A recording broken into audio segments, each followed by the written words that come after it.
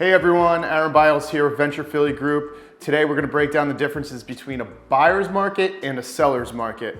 But before we get started, I want to thank our partners at Mortgage Country for making this video possible. Now let's get started. First, let's talk about what defines a buyer's market versus a seller's market.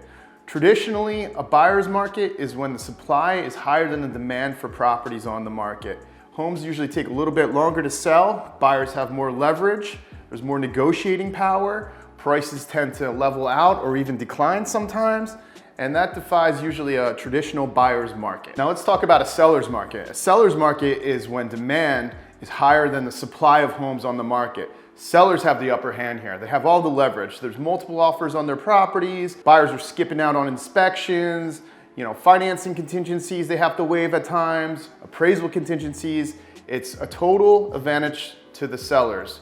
And there's just not enough homes for the amount of buyers that are out there on the market looking for homes. Now let's talk about how these different markets affect you, the consumer. Let's start with a buyer's market. If you're a buyer in a buyer's market, you hold all the power. You have negotiation power, you have power when it comes to inspections, you have more options, you have, sellers are a little bit more desperate to make things work for you. So you can finance things and you don't have to worry about competing against cash offers in most cases. There's a good chance in a buyer's market, you're gonna find a great deal. You're gonna be able to negotiate. You're gonna have all that leverage that you wish you had in a seller's market. Another advantage being a buyer in a buyer's market is a seller is generally willing to work with you when it comes to paying for some of your closing costs, which is less money out of your pocket or possibly even buying down the interest rate. There's all kinds of advantages sellers like to offer during a buyer's market to make their home stand out. Now, how does a buyer's market affect a seller? Let's talk a little bit about that. So one, you have to be more competitive because there's more competition on the market. You're competing against all your neighbors for a smaller pool of buyers. So you have to stand out, price the property right, understand the market, don't be shooting too high.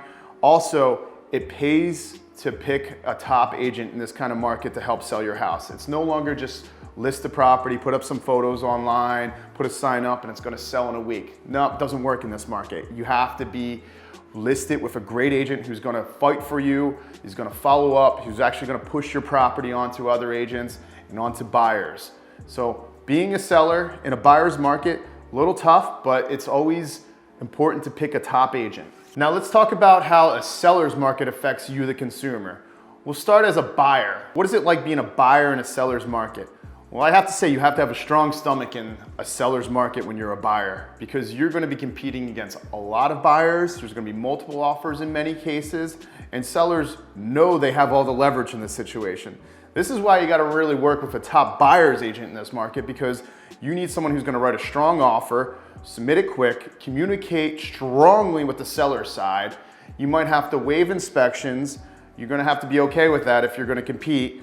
You might have to waive financing contingencies if you're competing against other offers. You have to have a strong stomach, but there's still great opportunities out there. Don't let it scare you away. You just need to work with a top agent who's gonna fight for you.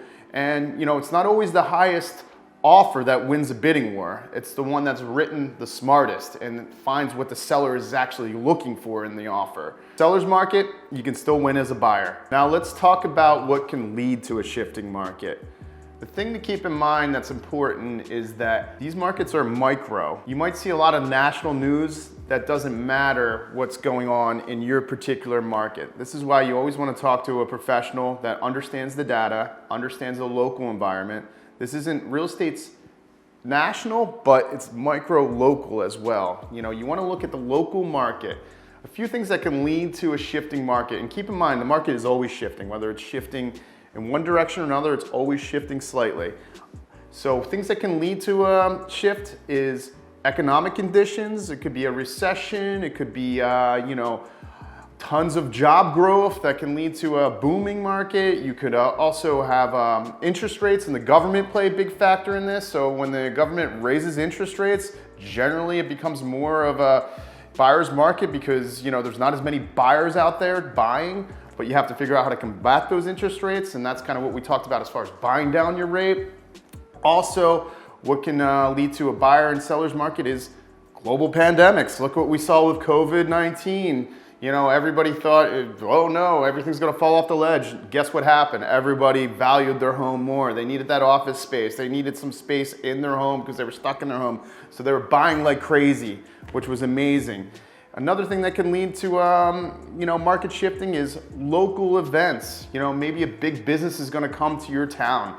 Maybe you know, Tesla's gonna set up a factory, or maybe, you know, Microsoft or anybody, Apple's building a plant near you. That's gonna lead to a, you know, a real estate boom, or big industry leaves. What if there's a big coal mine that closes or something like that? That can lead to a shift as well. So there's many factors that can lead to a shift, but just keep in mind it's always local. Talk with a local person to understand what's going on in your market. The national news is great as an overall perspective, but the local news is what you wanna check out on. Let's talk a little bit about the current environment. End of 2022, going into 2023 here in Philadelphia.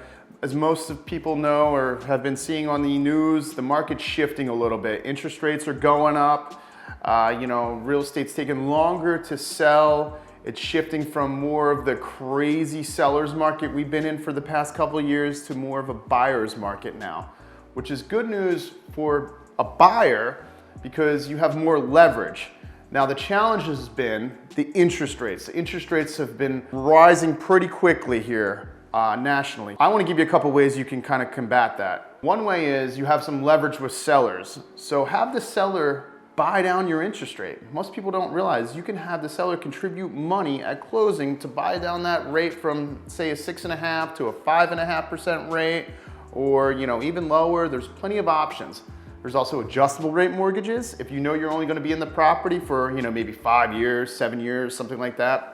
Talk to your lender and see if that's a good option for you. It might be a good option to save you some money, and you know, you can afford more than you thought you can afford in this market, because the interest rates definitely shocked a lot of people, but don't let them scare you away from a purchase right now. There's still plenty of opportunities and leverage out there as a buyer. In summary, I know I mentioned having a great agent is important in any market, and I just want to reiterate that. You want somebody local who really understands the market. Like I said, this market is national, but it's local. Every market's different. You know, Philadelphia is different from California. Philadelphia is different from Texas or Florida. So you need somebody who can really interpret the data of what's going on in the ground in your particular market. You want to understand, you know, is it a seller's market? Should I price my home, you know, 10K over the comps, or should I price my home 20K below the comps? You have to understand the market and what's going on. The supply and demand is important. So connect with a professional. Also connect with a professional lender as well if you're buying, so you can understand, you know, a strategy and what's the best way to buy in your market. You know, you might have to be competitive and have to waive your mortgage contingency. Are you gonna be okay with that in a seller's market? In a buyer's market, you might have to buy that rate down to make it happen and make the rate more reasonable and affordable for your purchase. So really connect with professionals. That's the best advice I can give you in any market. So that's our summary of a buyer's market versus a seller's market. Thanks for watching our videos. As always, please like, share, and comment. Look for our new videos every Wednesday on our YouTube channel, and I hope you guys have a great day. Thanks.